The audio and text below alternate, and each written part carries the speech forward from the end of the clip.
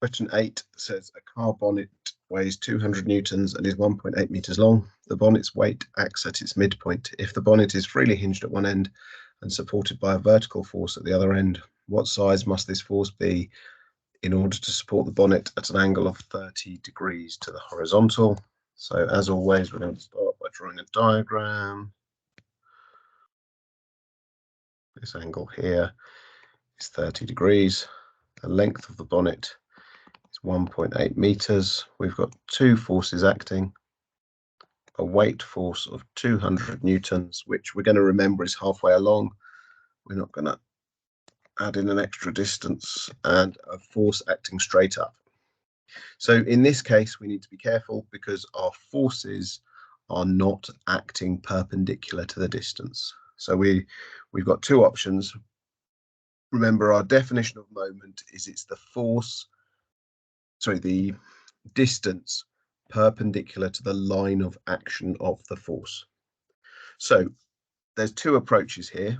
We can either resolve the force vector so it has two parts, one that is perpendicular to the distance marking I've got and one that's parallel to the distance that provides no turning moment, or I can use the full force 200 newtons and reduce the distance over which the force is acting. So this distance here is not equal to 0.9 meters.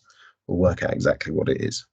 So for this question, so that we can see that there's these two different methods, we're going to take moments around the hinge, and for one of them we're going to resolve the vector, and for one of them we're going to reduce the distance. So taking moments around H, let's start with clockwise ones, and since I've labelled it this way, I'm going to do exactly what I've just said. So for taking moments around H, in the clockwise direction, I've got this force of 200 newtons acting. So the first half of this equation is easy, but the distance it's acting at is not equal to 0.9 meters. Well, just not equal to 0.9 is not good enough for us to be able to work it out. Let's draw a little triangle off to the side. The length of the hypotenuse is 0.9 meters. The angle here is 30 degrees. So this side, the adjacent side, has a length of 0.9 cos 30. So the force of 200 is not acting 0.9 meters from the pivot, it's acting 0.9 cos 30 meters from the pivot. Then I want to add on the other force. The force F is going to be turning this anti-clockwise. So this time I know that the distance it's acting at is 1.8 meters, but the size of the force, I need to do some resolving. So I'm going to redraw my force vector triangle out here at the side. The vertical force is F. It has two components. Once I've resolved it, so I'm going to cross out F. This angle here is 30 degrees, which makes this side, the one that I'm interested in, F cos 30. F cos 30 is the force that acts perpendicular to the distance of 1.8 meters.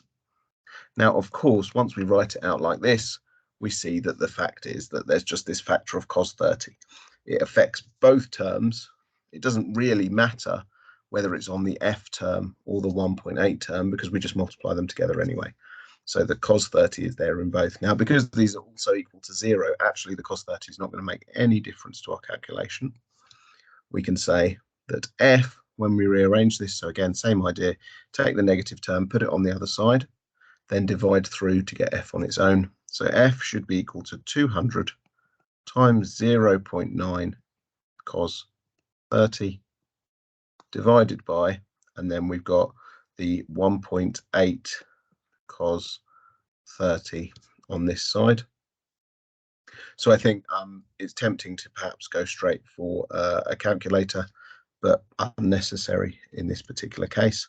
200 times 0.9. So if I make that 100 times 2 times 0.9, then I can see that this term is obviously 1.8.